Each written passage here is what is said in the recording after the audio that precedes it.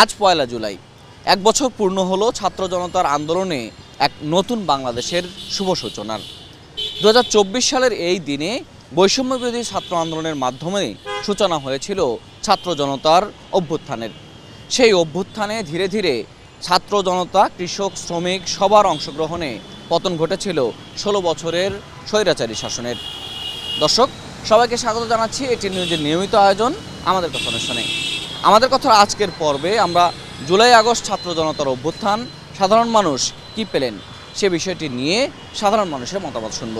তার আগে চলুন এই বিষয়টি নিয়ে করা এটি নিউজের একটি প্রতিবেদন আমরা দেখে আসি।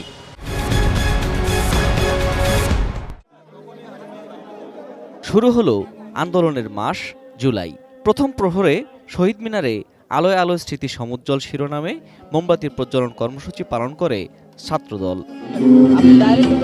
জাতীয় সঙ্গীতের মাধ্যমে স্মরণ করা হয় জুলাইয়ের শহীদদের। ফ্যাসিবাদের বিরুদ্ধে একতাবদ্ধ থাকার শপথ নেয় তারা। প্রতিটি বছরেই এবং প্রতিটি দিনে আমরা তাদেরকে এভাবে স্মরণ করব। বিভেদ নাই, আমরা সবাই কাঁধে কাঁধ মিলে একসাথে কাজ করতেছি। স্বৈরাচার হাসিনা থেকে বড় স্বৈরাচার যদি জন্ম হয়, আমরা ইনশাআল্লাহ এই দেশের সব পুরো দেশবাসী এক হয়ে সকল স্বৈরাচারকে এই 24-এর চেতনাকে ধারণ করে বিতাড়িত করব। বাংলাদেশের সকল ধরনের অপশক্তিকে রুখে দেবার জন্য বাংলাদেশ জাতীয়তাবাদী দল বিএনপি তথা বাংলাদেশ জাতীয়তাবাদী ছাত্রদল সর্বোচ্চ সোচ্চার থাকবে। ছাত্রদল সভাপতি রাকিবুল ইসলাম রাকিব এ সময় শেখ হাসিনার আমলের নানা নির্যাতন নিপীড়নের কথা তুলে ধরেন। দেন দলের পক্ষ থেকে মাসব্যাপী কর্মসূচির ঘোষণা। বীর শহীদদের স্মরণে জুলাই আগস্ট ব্যাপী কর্মসূচি গ্রহণ করেছে বাংলাদেশ জাতীয়তাবাদী ছাত্রদল। আজকের দিন পরে আমরা ধারাবাহিকভাবে কর্মসূচি পালন করব।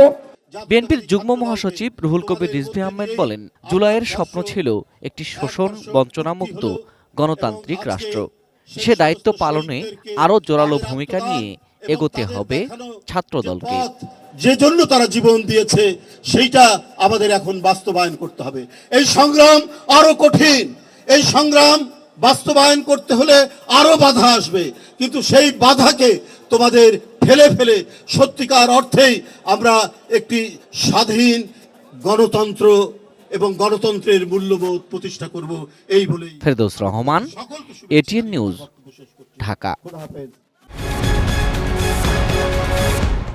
দর্শক, আমরা এতক্ষণ এটিএন নিউজের প্রতিবেদনটি দেখলাম। চলুন দেখা যাক জুলাই অভ্যুত্থানের 1 বছর পূর্তি নিয়ে সাধারণ মানুষ কি বলছেন। এই আন্দোলনে গরিব দুঃখী সবাই যোগ দিয়েছিল, কৃষক, শ্রমিক, দিনমজুর সবাই যোগ দিয়েছিল এই আন্দোলনে। কিন্তু এখন দেখা যাচ্ছে ছাত্র জনতায় বেশি অগ্রাধিকার ওদের আছে, তো ওরাই ভূমিকা পালন করতেছে। কিন্তু কিছু কিছু ক্ষেত্রে ওরা বেশি করতেছে, ওরা এক্সেস করতেছে, যেগুলা মানে মানার যোগ্য নয়। তা আমরা আশা করি এরা যেন ঠিক হয়ে যায়, সব ভালো ক্ষেত্রে চলে যায়। এটি দেশপ্রেম এবং সমাজ মানবপ্রেমকে সামনে এনে আমরা যদি দেশের জন্য কাজে ব্রতী হই, সবাই যে যার দায়িত্ব থেকে দায়িত্বের ব্যাপারে সচেতন থাকি, তাহলে নিঃসন্দেহে এই দেশ এগোতে বাধ্য। এই দেশ রক্তক্ষয়ী যুদ্ধের মধ্য দিয়ে, শহীদদের রক্তের আত্মত্যাগের মধ্য দিয়ে এই দেশ স্বাধীন হয়েছে এবং 24-এর মানে দুই সহস্রাধিক শহীদের বিনিময়ে আমরা একটি ফ্যাসিজম মুক্ত একটি বাংলাদেশের স্বপ্ন দেখছি। সুতরাং সেই জায়গা থেকে আমরা যেন পিছনে আর না ফিরে যাই, সামনে যেন আমরা অগ্রগতি হতে পারি, সেই জন্য আমাদের সবারই যার যার জায়গা থেকে দায়িত্ব আছে। যেই পরিবর্তনগুলো হচ্ছে ওইগুলোও ভালো। এখন আমরা যদি বলি যে পুলিশ সেবার যে পরিবর্তনগুলো, অনেকটা পরিবর্তন হয়েছে। আমাদের তথাকথিত কিছু পুলিশ ছিল আর বর্তমানে পুলিশ, অনেক ডিফারেন্স এখানে। তো সব মিলে আসলে হ্যাঁ, অবশ্যই পরিবর্তন হচ্ছে। এখন আমরা পারফেক্ট তো সব কিছু আশা করতে পারি না যে হ্যাঁ আমরা যেভাবে চাচ্ছি ওইভাবেই হবে। হ্যাঁ, আবার একদিনেও যে হবে না আমরা সেটাও বলতে পারি না।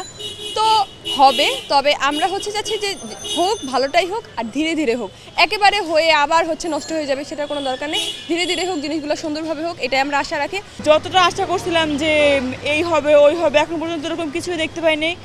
দেখি যে নেক্সট যে আসবে, যারা ভবিষ্যতে ক্ষমতায় আসবে, তারা যেন আমাদের স্টুডেন্টরা আমরা যেভাবে চাই সেভাবে যেন সব কিছু তারা করতে পারে, এই আশাবাদী করব। কিন্তু এখন পর্যন্ত আমি আসলে পার্সোনালি বললে সেরকম কোনো পরিবর্তন দেখতে পাইনি। এটি নিজের নিয়মিত আয়োজন আমাদের কথায় নীলফামারী থেকে স্বাগত জানাচ্ছি আমি মিল্লাদুর রহমান মামুন। আজ পয়লা জুলাই, গণ অভ্যুত্থানের প্রথম দিন। আসুন আজকের আমাদের কথায় জেনে নেওয়া যাক এই নিয়ে কি ভাবছেন নীলফামারীর সাধারণ মানুষ। এই অভ্যুত্থানের যে আশা আকাঙ্ক্ষা নিয়ে আমরা যারা জনগণ ছাত্রদের পিছনে ছিল সেইখান থেকে মনে হয় অনেকটা সরে গেছে।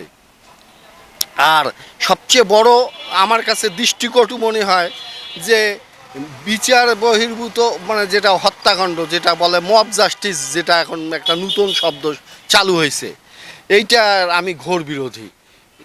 আইন তার নিজস্ব গতিতে চলবে এবং যে অন্যায় করবে তাকে ধরা হোক, কিন্তু ধরে প্রশাসনের মাধ্যমে মানে পুলিশ প্রশাসনের মাধ্যমে তাদের যে হবে ধরে তাদের শাস্তির ব্যবস্থা করা হোক।